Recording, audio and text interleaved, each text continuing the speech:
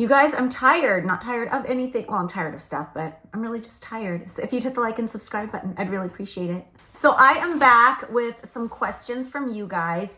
This week, or I think even today, maybe the day I'm posting it, there is going to be this 9-part documentary starting on A&E. If you're here at my channel, you probably know what it's about. I can't put the title of the documentary on my thumbnail or in the title, or YouTube will take me down a notch. So I've tried it before for other things. I tried to use that word. I forget what the video was, but I got denied. So anyway, there's this documentary coming out on A&E that I was interviewed for, and I just wanted to take some of your questions about it. So here we go. I'll try to leave the craziest question for last. That's what I usually do. So on my Instagram, I asked for you guys' questions because I said this documentary is coming out and I am dreading it. And the first question I got, or actually a lot of you asked this, was, if you're dreading it so much, then why did you even do it? That is a good question. So I met with the producers of this documentary right before quarantine. So it was January, February, maybe even early March of 2020. And they said they were interested in doing a documentary on different women's experiences with Playboy. So at first, I didn't want to do it at all. And I talked to the director. I really like her work and I really like the production company's work. So it wasn't that I didn't want to work with them or anything. I was just kind of tired of talking about it. I wrote a whole book about it. I like doing the commentaries here with you guys about the Girls Next Door show in particular.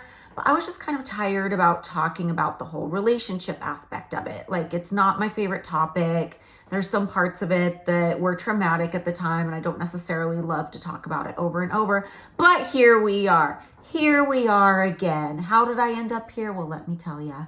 So I was told that there were other women they were going to be interviewing, and there were other women from other eras, other decades, who had really similar stories to mine. And I was really excited to hear that, because when I was at Playboy, anything I ever heard about any of Hef's ex-girlfriends was just, that he was still friends with them and that they only had positive feelings toward him in Playboy.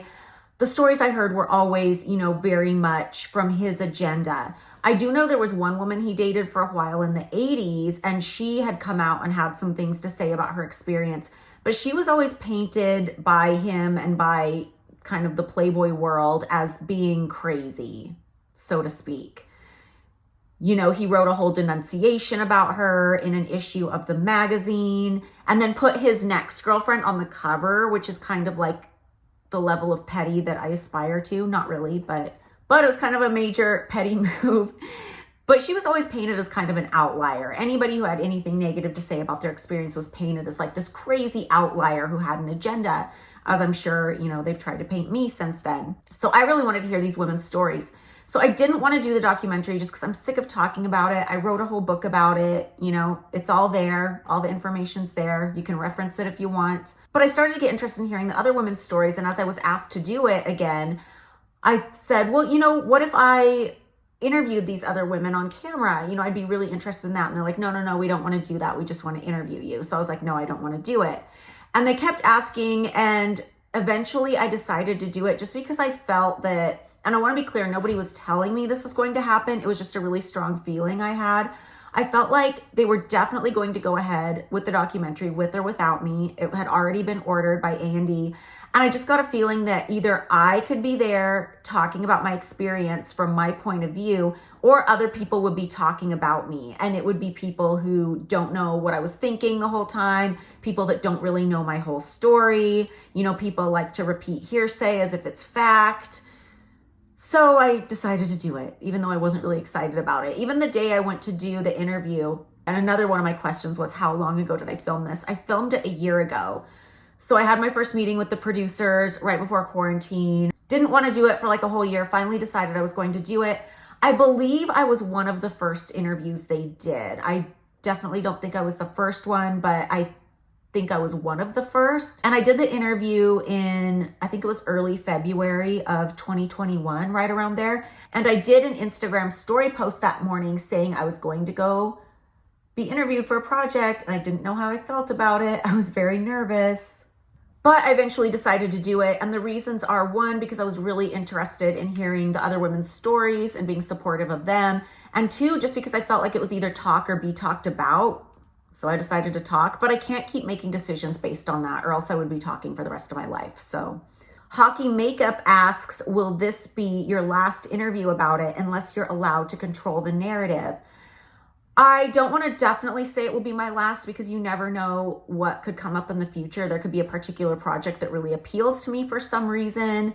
But in general, I would probably say yeah. Like, I like talking to you guys here on YouTube because it's my words straight out of my mouth. It's not being, edited to fit anybody else's agenda. You guys can always ask me questions after I'm done. I can always clarify things. So I feel like it's the easiest way to get my real feelings and opinions across. I don't like putting my story in the hands of other people at all. Someone else asked, what other similar projects have you turned down? It's funny that you asked, because there was something weird going on in the zeitgeist about a year ago where there were, I counted 4 different documentaries that were similar to this in the works, like Playboy expose documentaries. I don't know how positive or negative any of them were supposed to be. I would assume none of them were fluff pieces, because I don't think they'd be interviewing me if they wanted to do a fluff piece on Playboy. But I got approached to do 4 completely different documentaries about Playboy. So I don't know why that's trending right now. I don't know why it's suddenly of interest. I don't know why there's 4 different companies wanting to do documentaries on Playboy. I don't know. I decided to do the one that appealed to me the most. I turned the other 3 down. I don't need to be talking about this stuff all day. It's too much. And I have no idea if those other 3 documentaries will ever make it and be seen by the public. I don't know what stages of development they were in. I guess they were far enough along that my agent took the request somewhat seriously, but I don't know. I don't know if you'll be seeing those or not. Lucky asks, do you feel that they are painting you in a worse light than the other women in it? I don't think so. I mean, I have not seen the documentary. They never offered to show me any kind of preview or anything, which is a little annoying, because this is a very personal story for me that I get a lot of backlash about every single time I talk about it. So I would like to have seen it before it's aired to every single person on the globe, but no. So I don't really know what's in the documentary, but I didn't have any particular feeling that they were trying to paint me in a worse light than anyone else. Figuratively, if you're talking about actual lighting, I hated my lighting. It was funny because before I went into my interview, I was talking to one of the people on the crew, and I said, you know what? I don't want true crime documentary lighting, because I was watching the Richard Ramirez Netflix documentary at the time. It had just come out. And I noticed how in true crime documentaries, they always light the room very dimly, and the person's face is always really shadowy, and they look very sinister, like when they're talking to cops and investigators and stuff. And it just occurred to me that I should say that, because I don't want to be lit this way. Like, I love to be lit with just like a bright forward facing light, like I am right now. I'm just sitting in front of my makeup mirror, nothing fancy. So when I got to the interview, I asked if I could see the monitor before we started. They turned the monitor around and showed it to me, and it was cropped very close to my face. I was like, whoa, people are gonna be seeing all the pores. And the lighting was like a little washed out for my taste. So I piled on a little more makeup just to like brighten my face up a little bit more. But what I've been seeing in the ads for this documentary are not what I saw on the monitor. Like, they took it and color corrected it or something, because who is this person? Who is she? I feel like I look so old and sinister, and just, I don't know what the purpose of that is. I don't know if maybe they think people will take my story more seriously if I look more traumatized and just gaunt and just like I've been shattered by this experience. I have no idea, but that's not how I would have preferred to be lit. So if you're talking about literally, do you think I'm going to be in a worse light than the other women? Yeah, but figuratively, no. I don't think they had that agenda. I don't know though, because I have not seen the documentary. Only Tawny asks, do they pay well for those types of things? No, I did not get paid 1 penny to do this documentary.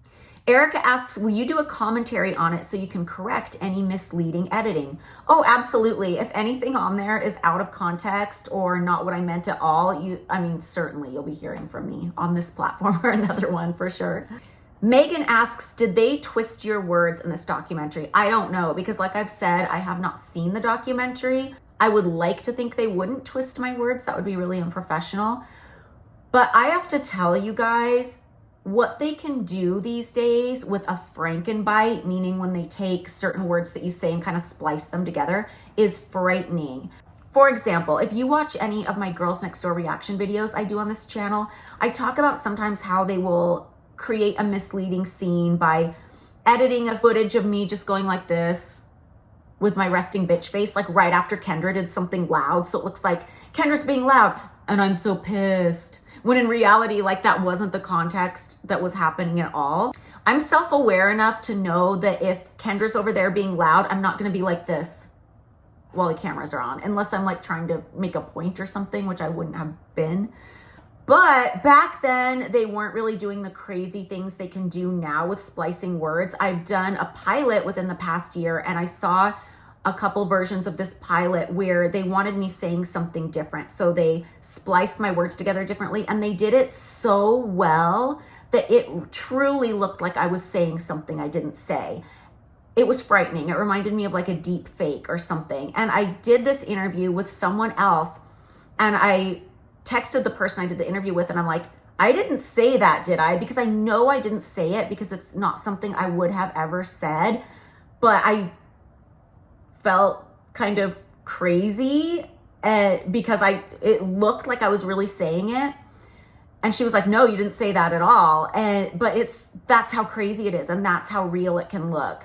So I told the people I was working for, I was like, absolutely not. Like, I'll send you like a voiceover. I'll come back in and retape it if you want me to say something kind of different, if that wasn't what we were going for and we need it to progress story in some way. But no matter what it is, no matter how harmless, I don't ever want to be Frankenbited like that, because it messes with my sense of reality. Like, as somebody who spent many years being gaslit, like, I don't ever want to see that. Like, I only want to record what I'm saying and have it be real. Very minimal editing. I don't ever want to be Frankenbited. I don't ever want to manipulate it to make it look like I'm saying something I'm not saying, because personally I find it frightening. Cody asks, did Kendra or Bridget participate in it as well? Bridget did, Kendra did not. They were both asked. Recipes on Paper asks, have you spoken to Bridget about it? Is she dreading it as well? I have spoken to Bridget about it. I always vent to her about anything on this topic. She's probably sick of hearing it from me. But yeah, I've told her I'm dreading it. And I don't think she will mind if I say that she's kind of dreading it too, because she doesn't want to be taken out of context either.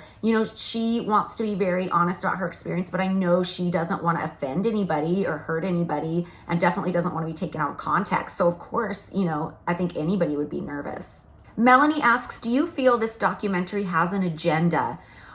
I don't know if it had a particular agenda other than maybe to uncover things people don't know. Otherwise, it would never be called Secrets of Playboy. But I don't think it had a particular agenda to like trash anybody. But then again, I don't know, because I haven't seen it. Casey asks, did you ever work full-time at the magazine? Yes, I did. I worked as the photo editor of the Playmate pictorials for 2 years, and that was a full-time job. Oscar asks, is Bridget's story similar to yours? She doesn't talk much about her time at the mansion. In a lot of ways, it's really, really similar. In some ways, it's not. There's a lot of similar parallels. Like, we both auditioned for the Millennium Playmate search. We both wanted to be playmates. We both enjoyed some of the same things about living at the mansion and some things about mansion social life. We had a lot of similar tastes and common interests. But I think my experience was definitely harder because as the main girlfriend, I just had a lot more pressure placed on me. I had a lot less free time. I didn't have any privacy. So I'm sure she probably found her experience more enjoyable than I did. But I don't want to say too much more than that, just because it's her story to share and not mine. But I would say, yeah, there's a lot of similarities, but there's some key differences too. I also moved in maybe about 9 months or so before she started coming around and going out with the group. And that was a pretty pivotal 9 months. A lot of things happened. I go into it in detail more in my book, but a lot of things happened that made me feel very kind of trapped there and afraid to leave. So I kind of came in at like the worst of all possible times. This next question isn't particularly related to the documentary, just like Playboy stuff, but I included it anyway. Tay asks, how did the girlfriends get the boot when Hef was ready to move on? Was it a sit-down convo? I don't really know because I wasn't there and every situation is a little bit different, but I do know there was one woman who was asked to leave the group because 4 of the other women in the group had all gotten together one night, and one of them knew that the woman who eventually ended up getting kicked out had been in a hardcore film. Am I allowed to say that word on YouTube? I don't know. Rhymes with corn. So those women kind of got together and decided we don't want her here, and we're going to use that as the excuse for Hef to kick her out. And I just want to preface when I'm saying this story, I have no problem with anyone who does that kind of work at all. This was, you know, Hef's rules and Hef's boundaries, and they weren't mine. So I think sometimes people get a little confused when I repeat these stories or when I say Hef didn't want strippers to be playmates. They think I have a problem with strippers, and that's not the case. It's just a story I'm relating about that world. But I know because I was in the house that night that he went and talked to that woman and said she needed to leave or she couldn't be a part of the group in the same capacity that she was. And the only reason I know about that story is I was in the bedroom and he came in after he had talked to her and was saying that he felt really bad about it, but he didn't really feel like he had that much of a choice because like a majority of the girls in the group had come together and were like, we don't want her in the group. And they had convinced him that other people wouldn't want to join the group if she was a part of it. And that had kind of scared him off because that was always his agenda, was like more people coming through and the situation looking attractive to other women. So I know that that one was a sit down conversation.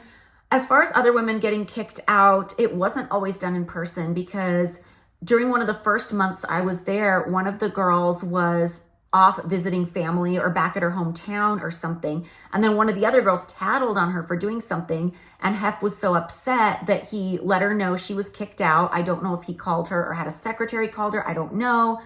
But he had all her stuff packed up and like sent to where she was. Like she wasn't even allowed back for a while. So it happened a variety of different ways. I guess some people were told in person, some people weren't. I guess it kind of depended on the situation. This is another question that's not specifically about the documentary, but Kate Childs asks, would any of the previous girlfriends have stayed longer if they knew a reality show was in the works? And this person's asking about the girlfriends who lived at the house before it was just me and Bridget and Kendra and before the reality show came along. My opinion is absolutely, if they would have known a reality show was coming along, they would have done anything to hang on to those spots because that's exactly what they wanted. In fact, a couple of the women there were always like saying to Hef, we want a reality show. We should do a reality show. And he would like laugh them off, like kind of like, oh, haha, I would never do that kind of a thing. But then after they all left, about a year later, that was when the idea for Girls Next Door came along. But absolutely, I think if they could have known that was in the future, they would have done anything to hang on to those spots because it was exactly the type of thing they wanted. And when I say they, I'm kind of thinking of like 3 particular people. There were a lot of women who came in and out of the fold before 2004. So I don't want to speak for everybody, but there's a few key people I think who totally would have like done whatever they could to like keep their claws in the situation because that's what they wanted. Somebody asks, is there any person/decade/story you are wanting to hear? I'm kind of wanting to hear Sandra's story. Sandra was Hef's main girlfriend in the 70s, and I met her before at the mansion. She was lovely. And I don't know how candid she's going to be in the interview. Not because I think she's like a liar or anything. I don't. But I just don't know how comfortable everybody is being completely candid or how much they want to keep the memory of Hef in a positive light. But I'd be really interested in hearing, candidly what her life was like because she had the same position I did. And I'm just so curious, what the parallels were and how similar it was back then or what the differences were. The Wonderland Love asks, did you feel as though some of the questions asked were designed to make you look bad? I don't think anything was designed to make me look bad. Again, I could be wrong. I haven't seen the documentary. I might see it and see how it's cut and be like, oh, now I know why they asked me that. But I didn't feel that way when I did the interview. I do feel like maybe the director had an idea of how I might answer a question, and the answer maybe was surprising. And there's nothing wrong with that. You know, when you're a director going into a project, you must have some preconceived notion about where you think the interview is going to go. Otherwise, you know, what would your concept be? What would the creativity behind it be? You wouldn't have anything. But it was interesting because I was asked a lot about, you know, the way I look. I was asked to tone my makeup down or take my makeup off for the camera, and I didn't want to do it because I didn't think it was authentic. And it's not that I'm afraid of anyone seeing me without makeup. Like, I'm sure you guys have seen plenty of videos I have on here that are makeup tutorials. I start out with zero makeup, looking like a corpse. Like, I don't care, you can see me without makeup. But at the same time, I don't want to be not wearing makeup in a situation where I ordinarily would be in order to like prove a point or come across a way that's inauthentic. Does that make sense? For example, if I'm going to do an interview for a documentary, I'm going to be wearing makeup. If I'm out running errands, I'm going to be wearing a little bit of makeup. If I'm making a TikTok, even 90% of the time, I'm going to be wearing makeup. So it's just not authentic or real for me to sit down in an interview wearing less makeup than I would want to, or have the B-roll at my house behind the scenes be no makeup. That just seemed a little weird to me.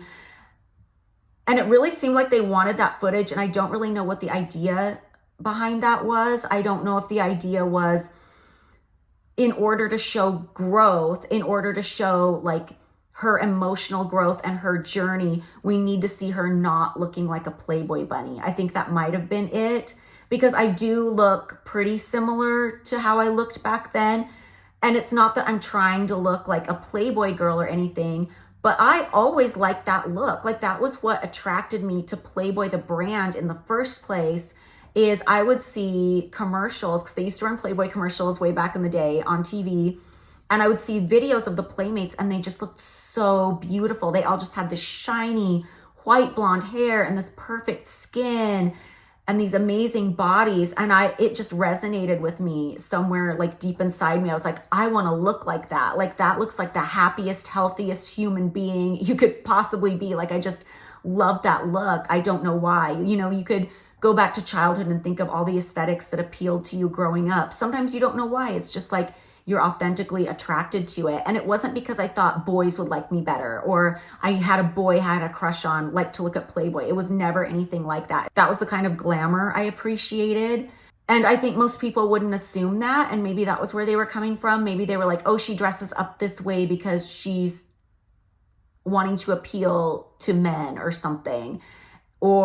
And I don't really market myself to men. Like, if I have male fans, amazing, but almost 75% of my fans across all platforms are female. So I'm not trying to appeal to like the typical Midwest guy, even though somebody might think, oh, if you're trying to look like a Playboy centerfold, you are trying to appeal to that. But that was never my motivation.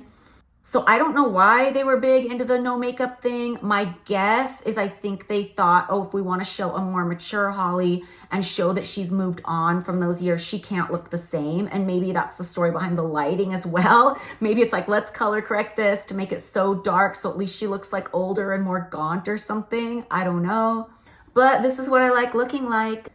Leanne asks, I'm sure you were very honest, but how honest do you think other people that were interviewed will be? I don't know who all was interviewed. I have not seen the documentary, so I don't really know. As far as I know from who I've seen in the preview, I don't have any reason to believe anyone else won't be honest. I do think maybe there are some people who are interviewed who maybe won't dish all the dirt because they don't want to offend anybody, or maybe they're still tiptoeing around something. Maybe they're still friends with people who used to work at the mansion or in the circle somehow. I don't know. But for the most part, I think most people would be pretty truthful. I don't think anyone has anything to gain by making anything up. Like, nobody's getting paid for this documentary. Nobody has anything to gain by coming out and saying something negative about anybody, as far as I know. I do know there's one woman they interviewed, I'm not going to say her name because there's no point, who in the past has tended to repeat hearsay as if it's fact. And I was involved in one of those hearsay stories, so I didn't really appreciate it. And I have called this person out on TikTok. So if you really want to do some detective work and dig through my page, it lives there. But even with her personal story, like I have no reason not to believe her personal story and what she went through when she was at the mansion. Like I believe her. I have no reason to think she's not telling the truth. But she does kind of annoy me because in other like tabloid articles, she has repeated stories that were strictly hearsay that she wasn't present for. For example, she told a story about this girl who lived at the mansion as a girlfriend named Regina, who allegedly stole a bunch of Hef's pajamas because she wanted to sell them on eBay. And then supposedly that's why she got kicked out. And when she tells this story, first of all, she's not presenting it as hearsay. She's telling it like it's fact, like she was there. Unless, I mean, there's layers to this. Like the tabloid she was talking to could have taken her out of context. I don't know, maybe she did say it was hearsay, but that's not how it was presented in the story. And the way she tells the story, she says, I was the one who told on Regina and none of the girls liked me because I was a narc. Well, I didn't even live at the mansion at the same time as Regina. Regina was fully moved out months before I moved into the mansion. And I heard the pajama story too. It was just gossip that was going around the mansion. So I know that story. I think I told that story as hearsay in my book, but I wasn't there when it happened. I wasn't like a witness to it. I certainly didn't tell on anybody. So I just don't like it when people put me into stories that I have nothing to do with and then they repeat it as if it's fact when it was never even fact to begin with as far as they're concerned. They just heard it secondhand. It's just too much. So there's one of those in the documentary, but I have no reason to think she's not telling the truth about what she experienced. Alina asks, did they ask you any questions that you didn't feel comfortable answering? Yeah, I mean, there were places in the interview I didn't really want to go. For example, if I'm talking about something sexual, if there's not like a psychological component to what I was experiencing, I don't think there's much of a point in talking about like the gory details. I've talked about it once in my book. That's all anybody needs. I don't need to keep going around and talking about it. So I never like really being pressed on that. There was one thing I mentioned where I was kind of talking to the director off camera and I said, oh, and so said this happened to her. And then she's like, oh, let's get into that a little bit more. And I'm like, yeah, I don't really want to because that's her story. And she told me this story, but I don't know if she meant it literally or figure of speech. And they're like, no, it's important. Let's talk about it. I'm like, no, you need to ask her. Like, it's just stuff like that. Like, I don't like being a repeater of hearsay unless I can present it as such. And I think it's always best to get the story from the source. But they did interview that person. I don't know if they talked about that particular thing. So that was good. But those are just the kind of things I don't feel comfortable talking about. And finally, Eva asks, is there a story from the doc that took you completely by surprise, like one you've never heard? Well, I haven't seen the documentary, so I don't know what all is in it. But there was a story that I heard a little bit about before the documentary that I know is going to be included in there. And when I heard about this story, it was maybe just a few years ago. And it was surprising. It was a story about like a sex night, like a regular sex night in the 70s that they would call pig night. I don't want to get too into it on here because it's not appropriate for YouTube, but you can look it up. It's pretty crazy. And it was shocking to me because it wasn't quite like anything I'd experienced. It definitely sounded a lot more extreme. But the thing that was chilling about it to me when I first read this story was the fact that it was called Pig Night. And that name like sent chills down my spine because I feel like I've heard it before at the mansion. Like I have kind of this vague memory that's not too specific because it's not anything that meant anything to me back then. So it's not like a memory that my mind would have held onto like a steel trap, like so many other things. But I seem to remember one of Hef's friends, and this was a friend of his who was on the younger side. So he wouldn't have been around in the 70s when Pig Night actually happened. This was a guy who came on the scene more in the 90s and was still around in the 2000s when I was there. I feel like I can remember his like cackly voice joking around and bouncing off of something Hef said. And he'd be like, that's like Pig Night. Like as if he'd heard those stories from the 70s and was joking about it. So that's kind of why it sent a chill down my spine, was it sounded like a little too familiar. So yeah. So I don't know. We'll see. But you know, like if anything I say is taken out of context or weird or isn't in full context, I'll definitely like correct it. You guys will see it somewhere on one of my channels. So anyway, thanks you guys for sticking around this whole video, and let me know in the comments what kind of video you would like to see next. Bye.